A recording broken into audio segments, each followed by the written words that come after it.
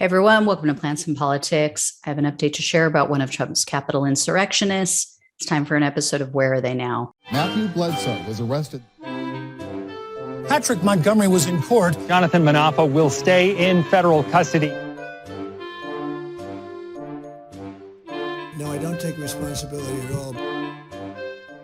So 24-year-old Jacob Wiedrich of Utah, I think I'm saying that right, Wiedrich. He was seen inside and outside the Capitol on January 6th.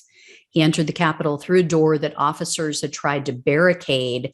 Apparently, the mob had broken the windows of the door, and so they started moving furniture in front of it to try to barricade it. But, they opened it from the inside and let them in. Yeah, sure.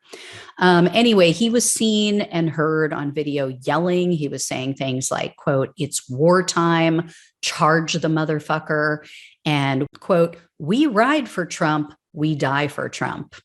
So Wiedrich was also heard being verbally combative with the officers. He was yelling at them and taunting them. In fact, the FBI said that at one point, Wiedrich was being so aggressive toward the police that another person in the mob physically restrained him. And he was seen and heard on video complaining about the tear gas and the rubber bullets. So he clearly knew that he wasn't allowed to be there. And Wiedrich also stole a flag. He stole a very large American flag with tassels on it. This is something that the FBI found when they were questioning him and when they searched his home.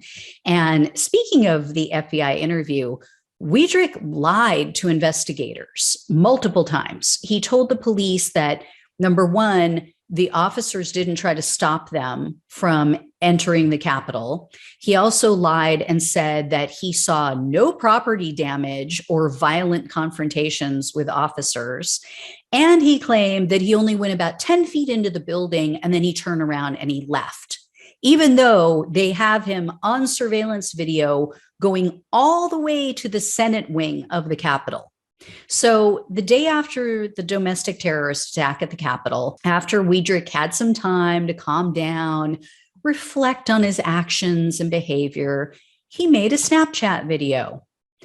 He said, "I'm going to describe the difference between, quote, what we did yesterday and Black Lives Matter."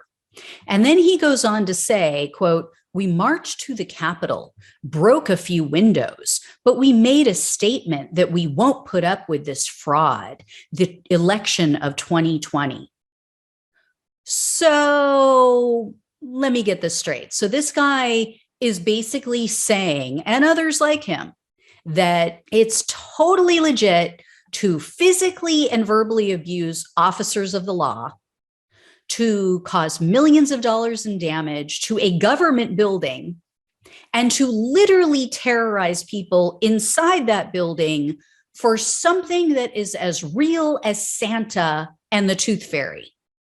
But it's not okay at all to do those same things or even just to march and protest for the actual, literal, very real murder of unarmed human beings, which has been documented and verified as a fact of life for people of color for centuries." Is that right? Yeah, I think I got it. So this hypocrite was arrested on July 29th. He was charged with the basic 4 misdemeanors for some reason. Why he wasn't charged with more, I don't know, but he got hit with entering a restricted building or grounds, 2 counts of disorderly conduct, and 1 count of parading or demonstrating in a Capitol building.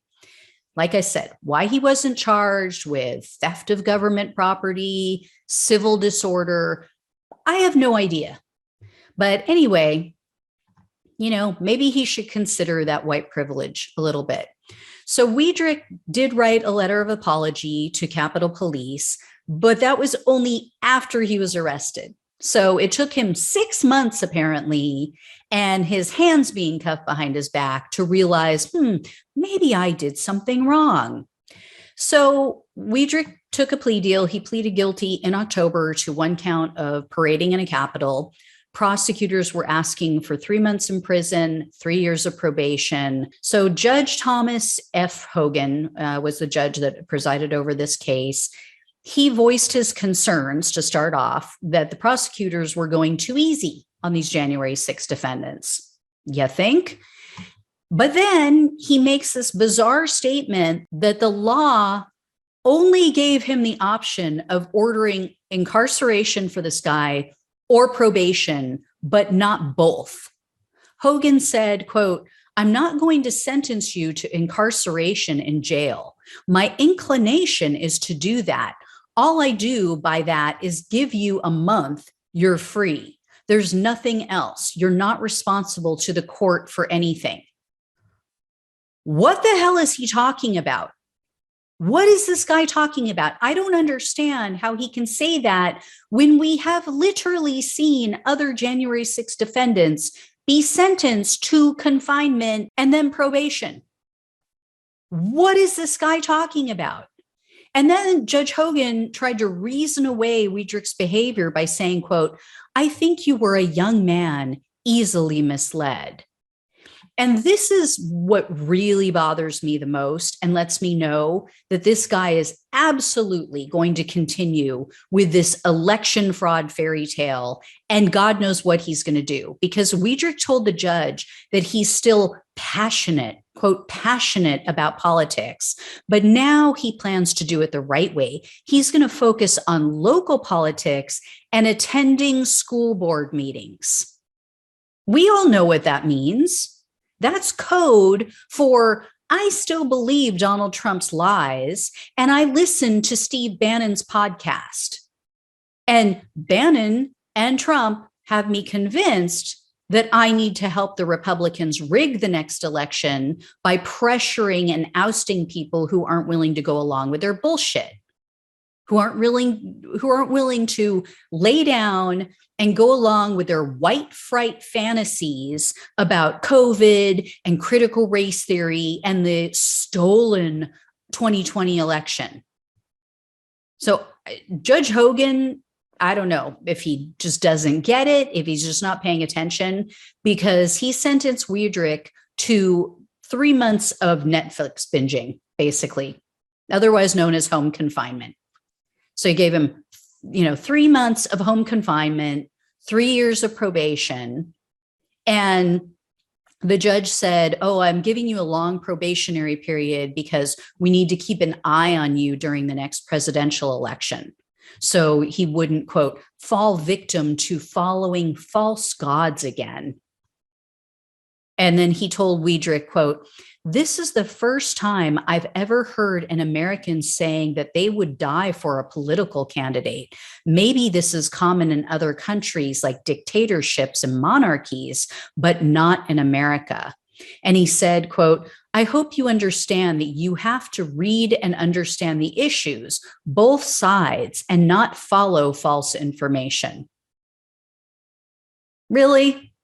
Yeah. Too late, too late. This guy is obviously listening to the likes of white supremacist Steve Bannon. I can almost guarantee that we're going to see this liar again in the not so distant future. And what happened to charging them with lying to a federal officer? This guy, like I said, he could have been hit with civil disorder for the way he was acting with the cops. He could have been hit with theft of government property, and he could have been hit with lying to a federal officer. Why not? What are they doing? Seriously, Merrick Garland needs to clean house. He needs to get rid of all of these prosecutors, all of these people who are clearly Trump supporters. There's no way that they would let this go if these were BLM protesters. Stealing the flag, especially. No way. This is such complete and total bullshit. So I'll let you know when I hear about this guy again, because I guarantee you we're going to. So anyway, guys, thanks for watching and listening. I will talk with you soon. Take care.